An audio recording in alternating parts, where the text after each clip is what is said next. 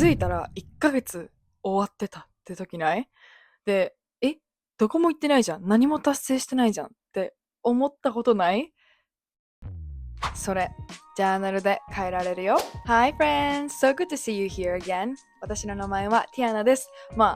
前回とか前々回はミクって紹介してるけど、ティアナ is my middle name, so you can call me either way. 私の座右の銘である She Designed a Life Shield Up に沿った形でこちらでコンテンツ発信をしているので、よかったら他の動画も見て、ぜひサブスクライブしてください。この動画では自己成長のための振り返り方法 aka Reflection Journaling aka 未来をデザインする最強ツール。待って、めっちゃクリシェだな。まあいいや。でもそちらを紹介させていただきます。この動画ではジャーナリングのプロンプトもご紹介するんだけど、その前にまず1ヶ月を振り返ることの重要性を一緒に確認しよう。まず振り返りをすると、そもそも自分の目標が何だったのかっていうことを再確認できるでしょ。目標を再確認できるのと同時に、自分が今どの立場にいるのか、どの位置まで来たのか、どのレベルまで来たのかっていうことも再確認できるよね。1ヶ月なんてあっという間じゃん。そんな忙しい毎日を振り返って感謝や達成感だったり、この1ヶ月やりきったぞって思えるためにも振り返りってすごい大切だと思ってて、私は個人的に目標って自分にね、毎日毎日リマインドするべきものだと思ってるし、紙に書いてしっかり頭の中でビジュアライゼーションをするべきだと思うのね。忙しい日々を送っているとあっという間に1ヶ月は過ぎてしまうから、1週間に1回は自分が目標まであとどれぐらいなのかっていうのを確認できるように私はしてる。これは最初の方はチャレンジングだったし、じゃあ自分から変えられることは何だろうっていう気持ちも生まれてこなかったんだけど、振り返りをしていくうちに、じゃあ来月はこうしてみようとか、今年の目標はこれだから今月はここまで来たから、じゃあ来月はこうやって進んでみようとか言って、自分の成長がすごい身に見えるんだよね。で、ジャーナリングって私にとったらすごいセラピーみたいな感じなの。セラピーめっちゃ治療されてるみたいな感じなの。そうだからすごい好きで、皆さんもそうやって思ってくれたらめっちゃ嬉しいなって思ってるんだけど、セラピーのようにして取り組んだからこそ月間振り返りっていうのを習慣化できたんじゃないかなって思います。続いてこの1ヶ月の振り返りを毎月行うメリットについて紹介するね。まず1つ目、自己認識がすごい深まるの。ジャーナリング全体的な話だけど、私がジャーナリングを本当に好きな理由も、その自分のことをちゃんと知れる、自分のことの理解がすごい深まるから好きっていうのもあるんだよね。ジャーナリングをするだけで、これ多分他人と話してたら出てこなかったようなアイデアだなとか、なんか一人で自分の頭の中で考えたら全く思いもつかなかったような考えだなとか、そういうのがいろいろ出てくるんだよ。あとは全然知らなかったけど、私意外と頑固なのかなとか、いや待って逆に超軸ブレブレなんですけどとか、やっぱり私たちが見たくないところも見えてきちゃうの。でもそれはいいことでもあるよね。どうしてこういうアイデアとか考えが生まれるんだろうって思った時に、やっぱり自分の日々の行動とか考えをわざわざ言語化してノートに打ち込んで書いてるわけだから、だから出てきてくれるのかなって思う部分もあるんだけどね。でも something about this whole process is so therapeutic。 マジでセラピー、カウンセリング行ってるみたいな感覚になるよ、自分との対話みたいな感じだけど、セラピューティックは癒しとかの治療とか癒しとかそういう意味なんだけどね。2つ目、ストレスの軽減や感情が整理できるの。私高校生の時にプライベートで結構音楽をガチめに頑張ってたのね。で、その時にストレス発散方法と感情整理方法としてよく歌詞を書いてたのね。もやもやした感情って言葉にしにくい時もあったんだけど、それを少しずつ言語化して文章にして共感できるようなストーリーに歌詞の中でするっていうのがすごい達成感あったし、自分の気持ちも整理できるしで、一石二鳥みたいな感じだったのね。私は私の周りの友達とか知り合いとかに比べて、日本語の言語能力はすごい少ないんだよ少ない方だと思うんだけど、だから紙に気持ちとか思いとかを書くと本当に小学生が作った作文ですかみたいな感じで感じちゃう時もあるのね、自分からして。でも感情の整理は自分なりにはできてるし、感情の整理ができると問題解決のソリューションがめっちゃ出てくるの。そこで3つ目のメリット、目標にちゃんと向かって進んでいるよっていう感覚が得られるの。日常の問題だったりストレスだったり悩み事っていうのは紙に書くだけで、じゃあ何か自分で変えられることはあるかな、何か自分の環境で変化できることはないかな、そっちにマインドがシフトするんだよね。これは最初の方はチャレンジングだったし、じゃあ自分が変えられることは何だろうっていうそっちのマインドシフトはすごいしにくかった。で、4つ目のメリット、感謝の気持ちを育てられるの。自分が1ヶ月ごとに成長している成果がリフレクションとして見れるから、身の回りのものにも感謝の気持ちが生まれるんだよね。自分がここまで成長してきたのは自分一人だけのおかげじゃなくて、自分をサラウンディング、自分の周りにいる人たち、例えば家族だったり友達だったり、環境もそうだし、持ってるものもそうだし、引き寄せる体験だったりもするじゃん。そうやって自分を取り巻くもの全てに感謝の気持ちが湧くんだよね。で、私がこうやって毎月のリフレクションを始めたのは、お医者さんにお腹に治らない病気がありますよって言われてから、毎日毎日健康だった時の自分に戻りたいっていう気持ちがあったし、傷ついた体が嫌いで本当に苦しい思いをしてたんだよね。自分で言うのもあれだけど、でもその時にもうポジティブなマインドセットを持ってて、健康的にずっと生きてた自分に戻りたいってすっごい強く思ってジャーナリングをし始めたのね。今はこの病気にまでも心から感謝してるし、毎朝のモーニングジャーナルでこちらを見てくださってる皆さん、 YouTube をサブスクライブしてくださってる皆さん、ありがとうございますっていう感謝の気持ちをジャーナリングで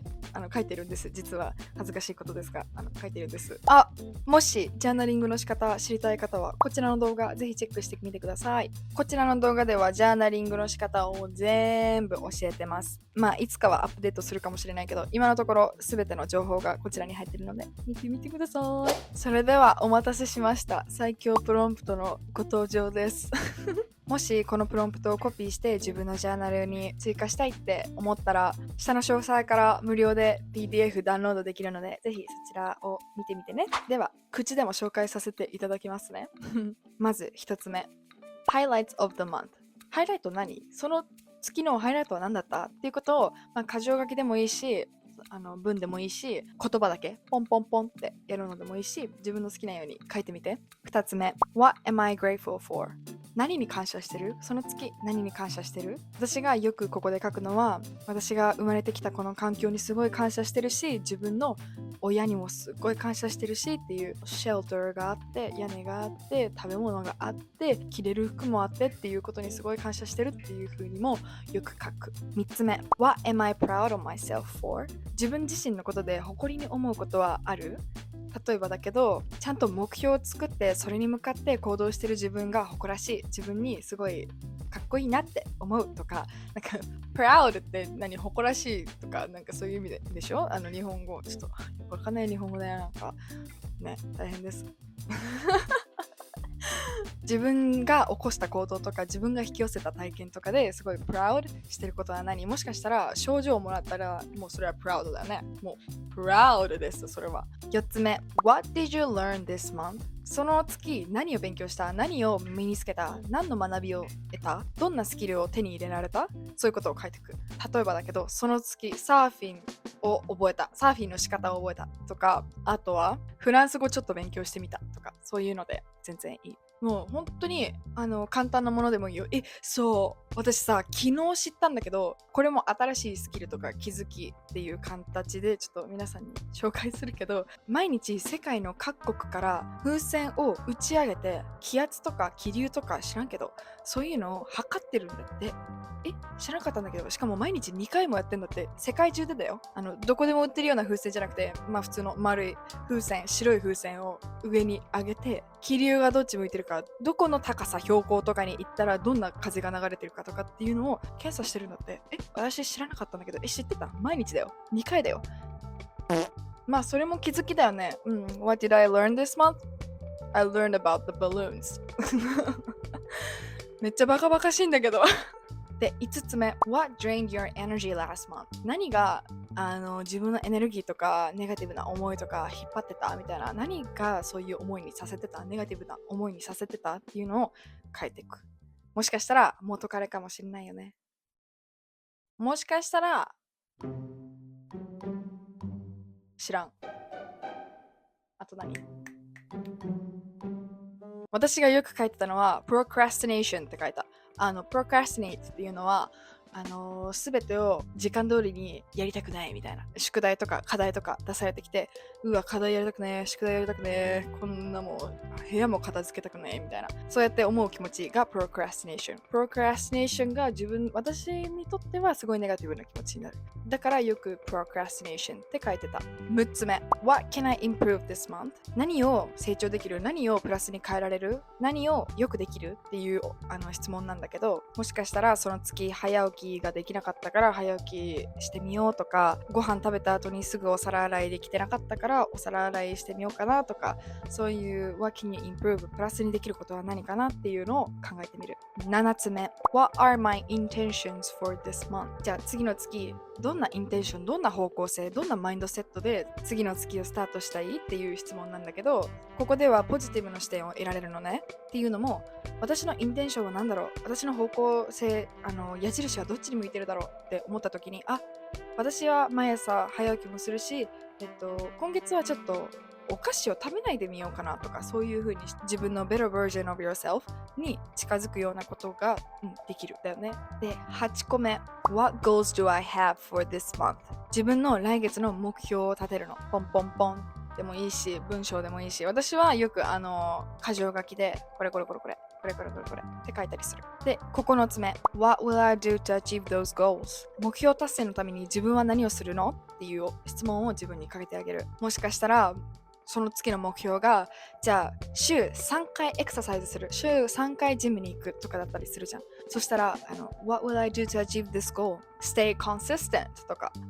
継続的にやり続けるとか、そういうことを理由とかどうやってやるかっていう手順を変えていく。で、10個目。What can I do to be the highest self? 一番の自分の理想の姿になるには何をしたらいいと思う？何を変えたらいいと思う？どうやってbehave どうやって振る舞ってどうやって行動したらいいと思うっていうのをここで書くのね。例えばじゃあ成功者はみんなモーニングルーティンがあるから自分もモーニングルーティンを立ててみてそれにコンシステント継続的に取り組んでみようとか、そういうこともここで書けることだと思うのね。例えば毎日勉強する study every day とか書いたりもたまにするかな。ぜひ皆さんもこの10個のプロンプトで毎月の振り返りをしてみて、次どうやって変えられるだろう、次どういう行動できるだろうっていう風にして自分の成長をかみしめて成長をし続けてくださいそれでできたらこれを習慣化できるといいよね。で、Speaking of 習慣化、こちらの動画から習慣化 Habits の作り方、マネジメントの仕方を紹介してるので、ぜひこちらも見てみてねあとそれに加えて2025年の目標達成方法をこちらの動画でもシェアしてるので、ぜひよかったら見てみてね。この動画が気に入ったらぜひ Like とサブスクライブお願いします。来週の動画も楽しみにね。I hope you all have a great week ahead. Bye. この動画が気に入ったらぜひチャンネル登録。Oh my gosh, did I just say that? なんか個人的にさ、チャンネル登録とサブスクライブのニュアンスが違うんだよね、頭の中で。チャンネル登録イコールめっちゃジャパニーズ YouTuber みたいな感じ。わかる？わかるまあいいや。